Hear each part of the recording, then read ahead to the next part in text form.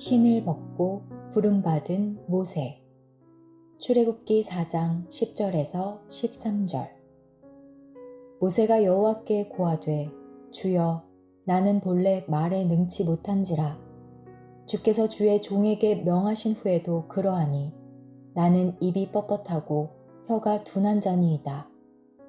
여호와께서 그에게 이르시되 누가 사람의 입을 지었느뇨 누가 벙어리나 귀머거리나 눈 밝은 자나 소경이 되게 하였느뇨 나 여호와가 아니뇨 이제 가라 내가 내 입과 함께 있어서 할 말을 가르치리라. 모세가 가로되 주여 보낼 만한 자를 보내소서. 시궁창같이 아주 더러운 연못에서 아름다운 연꽃이 활짝 피어납니다. 저희 시골 마을에 연못이 있었는데 동네에 있는 부적물은 전부 그 연못으로 흘러들어갑니다. 거기서 연꽃이 피는데 얼마나 아름답고 향기로운지 향기가 온 마을에 가득합니다. 연꽃이 연못에 활짝 핀 것을 보면 정말 참 장관입니다. 이처럼 시궁창같이 더러운 죄악 속에서 피어난 모세는 연꽃과 같다는 것을 말씀드리고자 하는 것입니다. 모세에 대해 생각을 해보면 왜 죄악의 씨종자로 선지자를 만들었는가 하는 것입니다. 성경은 고라의 족속 17대손 가운데서 사무엘을 선지자로 세웠으며 모세 선지자의 족보를 보게 되면 죄악의 씨앗 종자에서 어떻게 이런 위대한 선지자가 나올 수 있었는가 하는 것을 생각해 봅니다. 우리나라의 속담 중에 개천에서 용났다는 말이 있습니다. 아주 시골 사람이 서울에 와서 출세했을 경우 흔히 쓰는 속담입니다. 모세 선지자는 수많은 세대를 흐를 동안 그의 행적과 그의 발자취, 그의 사적은 더러운 연못에 피어난 부용과 같았습니다. 그러면 모세는 과연 어떠한 사람이었으며 예수를 상징한 그 위대한 모세가 죄악의 씨에서 어떻게 선지자로 탄생하게 되었는가 하는 것을 생각해 보겠습니다. 성경을 자세히 안 보고 그냥 읽으면 그 뒤에 숨겨져 있는 씨앗의 비밀을 찾을 수가 없습니다. 이 세상에서 지금까지 숨겨온 수많은 씨앗의 비밀들이 한 역대를 창조해 나갔다는 것을 우리는 알 수가 있습니다. 모세는 과연 누구의 아들이며 어떻게 태어난 자인가를 알아보겠습니다. 출애굽기 6장 20절. 아므람이 그의 아비의 누이 요게벳을 아내로 취하였고 그가 아론과 모세를 낳았으며 아므람의 수는 137세이었으며 아므람이 그의 아비의 누이를 아내로 취하였다고 했습니다. 아므람의 아비의 누이면 곧 고모를 말합니다. 아비의 누이, 즉 고모인 요게벳을 아내로 취하여 그가 아론과 모세를 낳았다고 한 것으로 보아 아므람은 감히 범할 수 없는 고모를 범해서 자식을 낳았는데 거기서 불륜의 씨앗으로 태어난 자가 바로 모세인 것입니다. 정말로 이것은 구약시대의 법으로는 용납될 수가 없는 일이었습니다. 마치 롯의 딸이 아버지와 합방하여 자식을 낳아서 그 자식들이 저주의 자식이 된 것처럼 절대로 용납될 수가 없는 일이었습니다. 민수기 26장 59절. 아므람의 처의 이름은 요게벳이니 레위의 딸이요 애굽에서 레위에게서 난 자라. 그가 아므람에게서 아론과 모세와 그의 누이 미리암을 낳았고 그 앞의 말씀을 보시면 고핫은 아므람을 낳았으며 아므람의 처의 이름은 요게벳이니 라고 했습니다. 고핫은 레위의 둘째 아들입니다.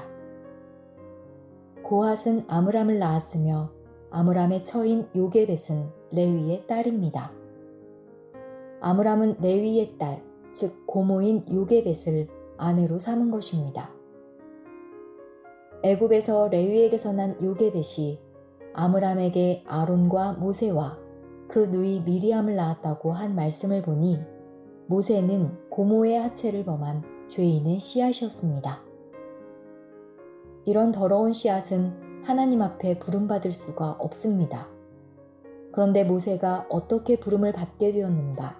정말로 신기한 일입니다.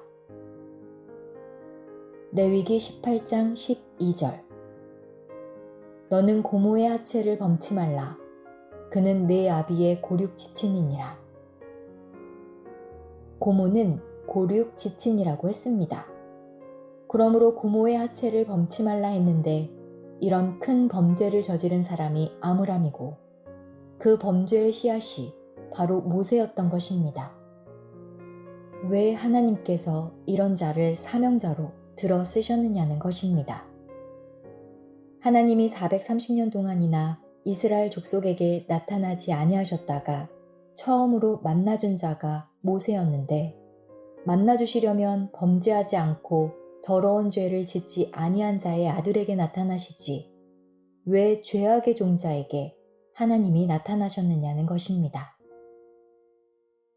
로마서 9장 22절에서 23절. 만일 하나님이 그 진노를 보이시고 그 능력을 알게 하고자 하사 멸하기로 준비된 진노의 그릇을 오래 참으심으로 관용하시고 또한 영광받기로 예비하신 바 긍휼의 그릇에 대하여 그 영광의 부요함을 알게 하고자 하셨을지라도 무슨 말하리요. 토기장이이신 하나님께서 천한 그릇, 귀한 그릇을 만들 권이 없겠는가? 저주받기로 작정된 이 그릇에 대하여 긍휼을 베푼다고 한들 내가 무슨 할 말이 있느냐는 것입니다. 여러분은 아무리 악한 자의 씨앗 종자라도 하나님이 쓰시고자 하시면 거룩한 자로 쓸 수가 있다는 사실을 깨닫기를 바랍니다. 이것이 하나님의 역사입니다. 하나님께서 가장 천한 자를 가장 존귀한 자로 만들어 놓았을 때 원래 자기가 거룩한 자라고 생각했던 자들이 부끄럽게 된다는 사실을 깨닫기를 바랍니다. 모세는 죄악의 씨앗이었지만 타고날 때 어떠한 성품을 가지고 있었는지 모세의 성품에 관해서 알아보시겠습니다. 민수기 12장 3절. 이 사람 모세는 온유함이 지면의 모든 사람보다 승하더라. 모세는 온유함이 지면에서 이 세상에서 가장 온유한 자라고 기록되어 있습니다. 마태복음 5장 5절. 온유한 자는 복이 있나니 저희가 땅을 기업으로 받을 것이니요. 그러므로 하나님께서는 가나안 땅을 기업으로 받을 수 있는 자로 온유한 자를 선택했다는 것을 깨닫기를 바랍니다. 참 대단한 섭리입니다. 이런 섭리는 하나님의 놀라운 섭리가 아니라고 할 수 없는 것입니다. 이렇게 온유한 자를 선택하여 땅을 기업으로 받게 하는 역사는 곧 이스라엘 백성들이 자기 고향의 땅, 하나님이 예정해 주신 축복의 땅을 기업으로 받는 역사입니다. 땅을 기업으로 받게 하려면 어떠한 자를 선택한다는 말씀입니까?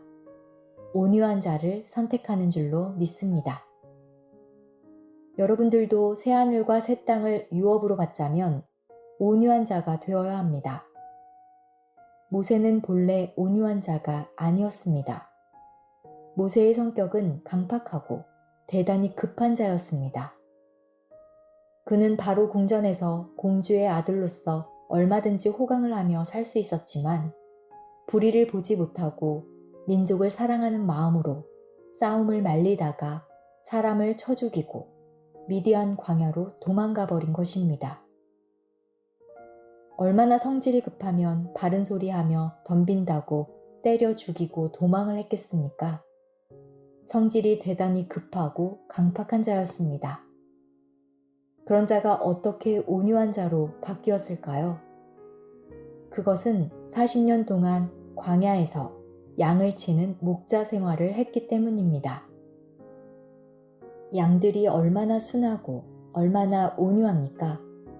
양들은 털을 깎다가 살점이 벗겨져도 가만히 있습니다.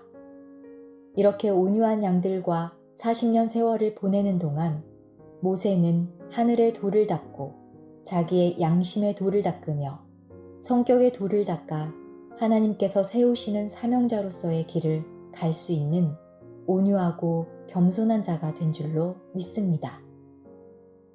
그는 또한 준수한 자였습니다.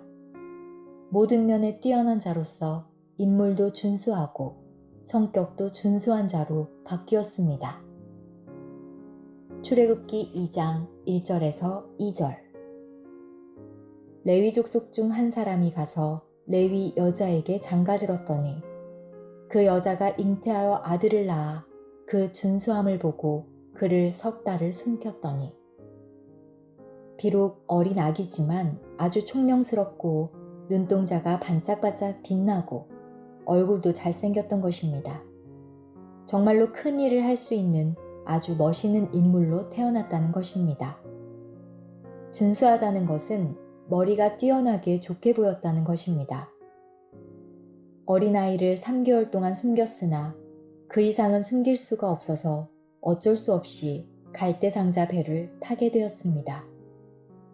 만약에 모세가 갈대상자 배를 타지 않았다면 모세는 히브리인을 살려두지 않는 그 시대에 살아남을 수가 없었을 것입니다.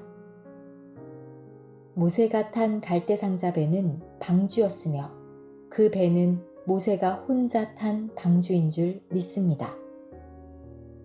갈대상자의 배는 모든 사람에게는 죽음의 길을 가는 배가 되겠지만 모세에게는 영광과 존귀를 얻는 구원의 방주였습니다. 혼자만 탈 수 있는 그 방주를 타지 아니하였더라면 모세는 구원함을 받을 수가 없었으며 또한 하나님이 귀히 쓰는 선지자로 이끌림을 받지 못하게 되었을 것인 줄로 믿습니다. 물에서 건졌다고 하여 이름을 모세라고 했습니다. 노아의 가족들도 물에서 건짐을 받았습니다.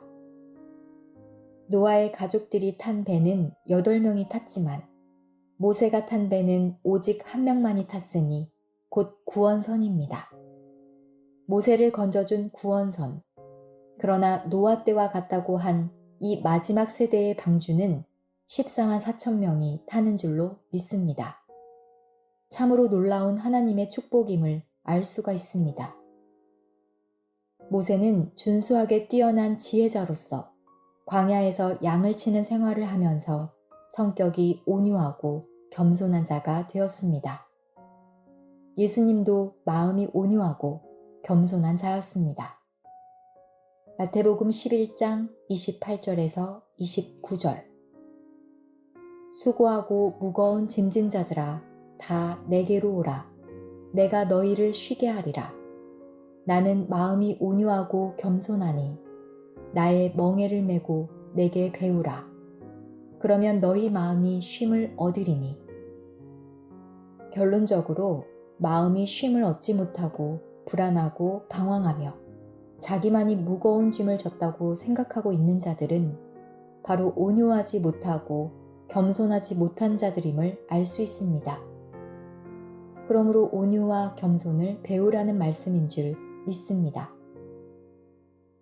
온유와 겸손을 배우면 너희 마음이 쉼을 얻으리라고 했습니다. 쉼을 얻지 못하는 사람은 항상 불안과 초조를 느낍니다.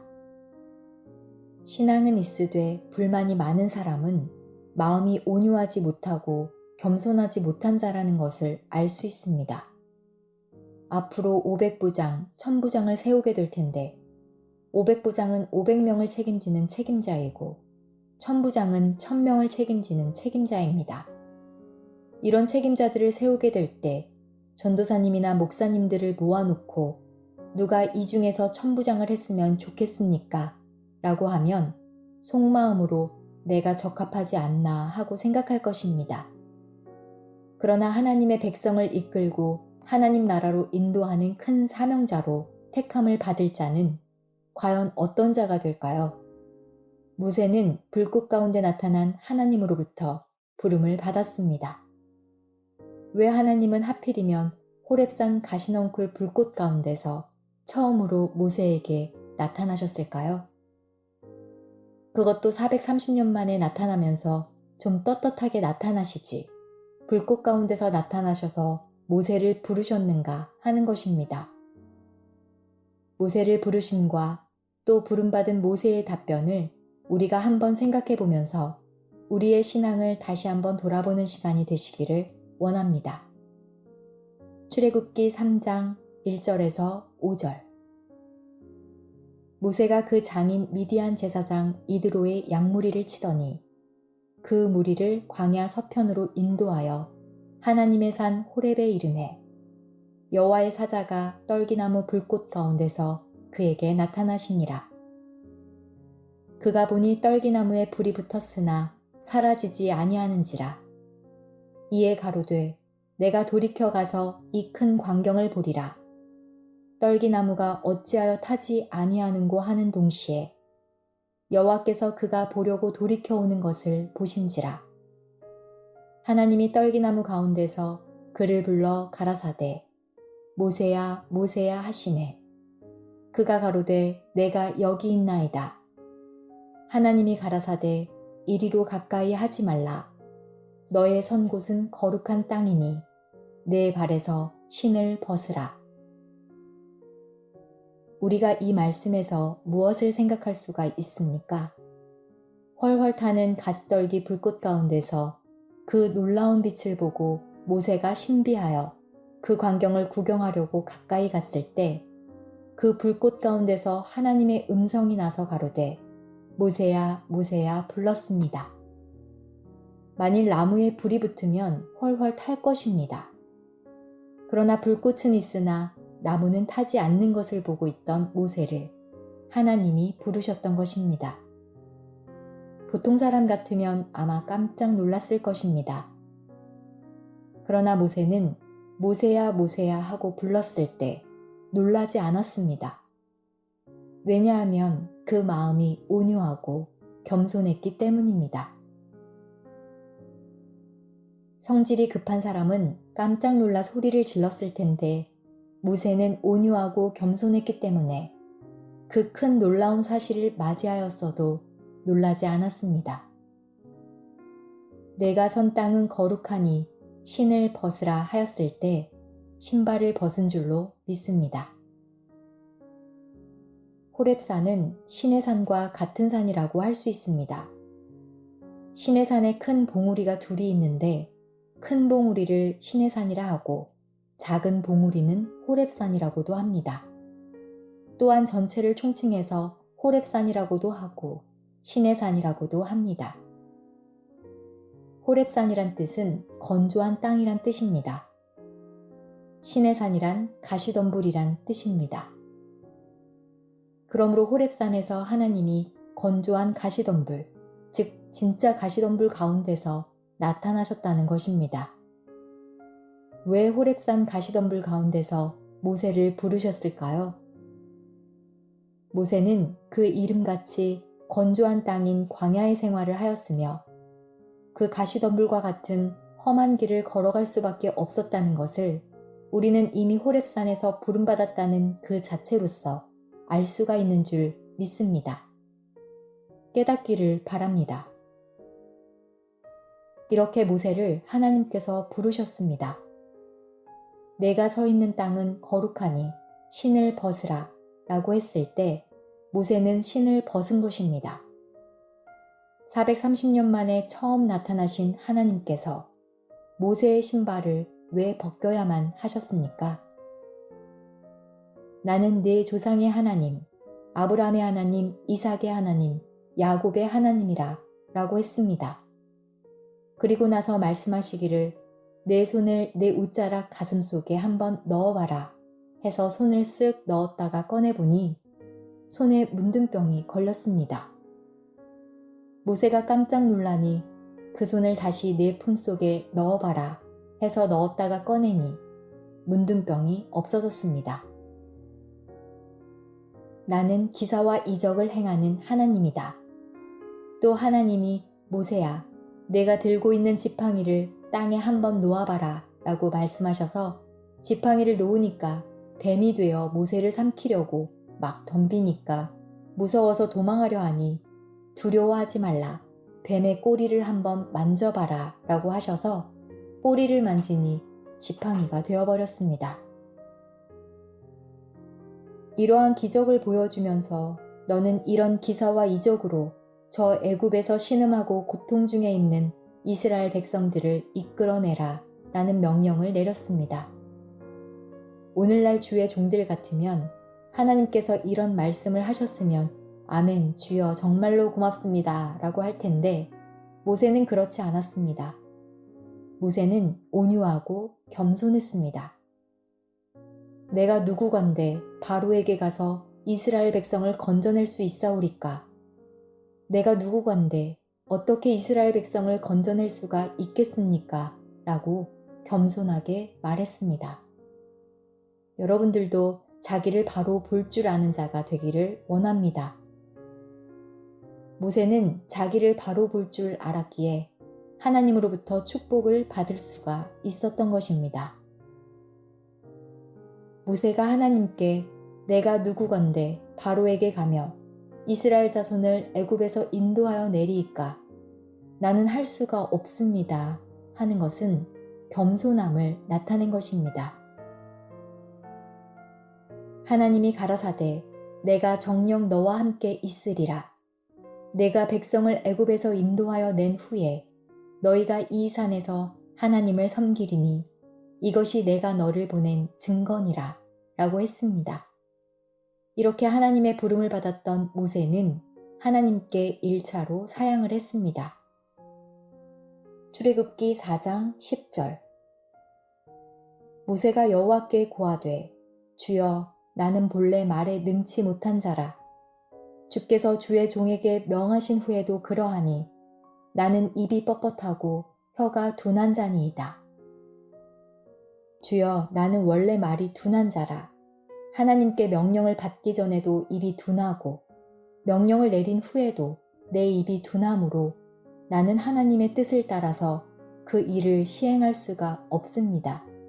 나는 너무나 부족합니다. 라고 사양했습니다. 크고 어마어마한 사명을 사양한 것입니다. 오늘날 가증한 주의 종들 같으면 사양하겠습니까? 하나님이 주시면 내가 능치 못할 일이 뭐가 있습니까? 주십시오. 더 큰 것도 하겠습니다. 라고 할 것입니다. 그러나 모세는 온유하고 겸손한 자였습니다. 그 다음에 또 세 번째 하는 말이 주여 보낼 자를 보내소서. 나 말고 하나님께서 보낼 자가 있을 것입니다. 나보다 똑똑하고 나보다 지혜로운 자가 있지 않습니까? 그런 자를 보내소서라고 했습니다. 앞으로 여러분들도 사명을 주실 때 진실로 사양할 줄 아는 자로서 욕심만 부리는 그러한 자가 되어서는 안 될 것입니다. 모세가 가로되 주여 보낼 만한 자를 보내소서. 이는 참 대단한 것입니다. 정말로 모세는 겸손했습니다. 여러분, 이와 같이 사양할 줄 알고 겸손도 할 줄 알아야 합니다. 여러분이 직분의 욕심만을 가지고 뛰어들고 달려드는 자가 되어서는 안 될 것입니다. 사양하고 겸손할 줄 아는 자를 하나님께서 부르셨던 것입니다. 그러므로 이런 모세의 신발을 벗겨서 새로운 신발을 신겨주는 것은 하나님께서 모세 선지를 통하여 큰 공헌의 역사를 행하실 것을 작정하셨던 것임을 알 수 있습니다. 이스라엘을 애굽에서 해방해내는 해방자로서의 자격을 갖춘 것입니다. 모세는 내가 누구건데 바로에게 가서 이스라엘 백성을 구하리이까? 나는 본래 말에 능치 못하고 혀가 뻣뻣하고 말이 둔한 자입니다. 주여 보낼 자를 보내소서. 모세의 진실한 고백에 고개를 숙여 본을 받아야 할 것입니다. 나보다 남을 낮게 여기는 겸손한 자들만이 하나님께 택함을 받은 선지자가 될 수 있습니다. 오늘날 거짓 목자들은 어떻습니까? 하나님이 보내지 아니하였어도 하나님이 보냈다고 말을 하고 큰 소리치고 있습니다. 예레미야 23장 21절에서 22절 이 선지자들은 내가 보내지 아니하였어도 다름질하며 내가 그들에게 이르지 아니하였어도 예언하였은즉 그들이 만일 나의 회의에 참여하였다면 내 백성에게 내 말을 들려서 그들로 악한 길과 악한 행위에서 돌이키게 하였으리라. 보내지 아니하였어도 열심히 달려가고 하나님이 보낸 자처럼 하고 있는 것은 거짓 선지자, 거짓 목자들의 행로요. 참 목자인 모세는 겸손하고 온유한 자였다는 것을 깨닫기를 바랍니다. 오늘날 종교 지도자들은 어떠합니까? 예레미야 23장 25절에서 26절. 내 이름으로 거짓을 예언하는 선지자들의 말에 내가 몽사를 얻었다 함을 내가 들었노라. 거짓을 예언하는 선지자들이 언제까지 이 마음을 품겠느냐? 그들은 그 마음에 간교한 것을 예언하느니라. 몽사를 받아 매일 단상에서 몽사 이야기를 합니다. 꿈을 꾼 이야기, 개꿈을 꾸어놓고는 하나님의 신령하고 대단한 꿈이라고 선전을 합니다. 개꿈이 영몽이 될 수가 있습니까? 될 수 없는 줄로 믿습니다. 거짓 선지자들은 꿈을 가지고서 하나님의 백성을 유혹하고 있습니다. 하나님이 보내지 아니하였어도 그들은 하나님이 보낸 자처럼 말을 하고 있습니다. 에스겔 13장 1절에서 4절. 여호와의 말씀이 내게 임하여 가라사대, 인자야, 너는 이스라엘에 예언하는 선지자를 쳐서 예언하되 자기 마음에서 나는 대로 예언하는 자에게 말하기를 너희는 여호와의 말씀을 들으라. 주 여호와의 말씀에 본 것이 없이 자기 심령을 따라 예언하는 우매한 선지자에게 화가 있을진저 이스라엘아 너의 선지자들은 황무지에 있는 여우 같으니라. 자기 마음에 생각나는 대로 예언하는 거짓 선지자들은 사양할 줄 모르는 욕심을 갖고 하나님을 대적하는 길을 행하는 자들이라는 것을 여러분들은 깨닫기를 원합니다. 그러나 모세는 그렇지 않았습니다. 모세는 40년 광야의 구도 생활에서 자기 자신을 배웠고 자신의 인격을 닦았으며 양무리를 치면서 양의 온유함을 보고 하나님의 사랑하심과 주님의 크신 뜻을 깨닫게 되었던 것입니다. 그러므로 하나님께서 이처럼 귀한 사명자를 발견하고서 그에게 나타나셨던 것입니다. 모세가 신발을 벗었다는 것은 모세가 애굽 궁전에서 바로의 신을 섬겼던 그 모든 더러운 것들, 사람을 쳐 죽인 혈기왕성했던 것들, 그 모든 것들의 신발을 벗은 것입니다. 신발을 벗고 맨발로 제일 잘 다니는 사람이 누구입니까? 바로 어린아이들입니다. 어린아이들은 순진합니다. 어린아이들이 맨발로 다닌다는 것은 숨김이 없고 거짓이 없는 진실함을 의미하고 있는 줄 믿습니다. 맨발로 있는 어린아이에게 물어보면 진실로 말합니다. 부모님의 비밀까지 숨김없이 다 말을 합니다. 거짓이 없습니다. 꾀를 부릴 줄 모릅니다. 세상 생활을 하다 보면 남의 눈치를 보고 거짓말도 할 줄 아는 신발도 신게 됩니다. 자기의 욕심을 위해서 남을 해롭게 하는 신발도 신고 하나님을 대적하는 신발도 신는 자들이 있습니다. 그래서 하나님께서 우선 모세의 신발부터 벗겨야 되었던 것입니다. 그리고 난 후에 하나님께서 소명의 신발을 주셨으니 곧 이스라엘 백성들을 구원하여 애굽에서 해방시켜 민족을 대이동하여 아버지 하나님이 약속하여 주신 젖과 꿀이 흐르는 땅으로 인도하는 인도자가 되게 하였던 것을 여러분들은 깨닫기를 바랍니다. 예수님이 마지막 자기 운명의 길을 앞두고 제자들의 발을 씻겨주셨습니다.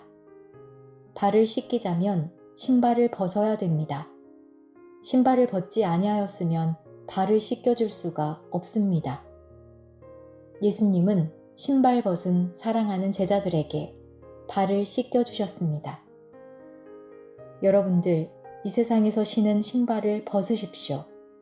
그래야만 예수 그리스도로부터 발 씻김을 받을 것인 줄로 믿습니다.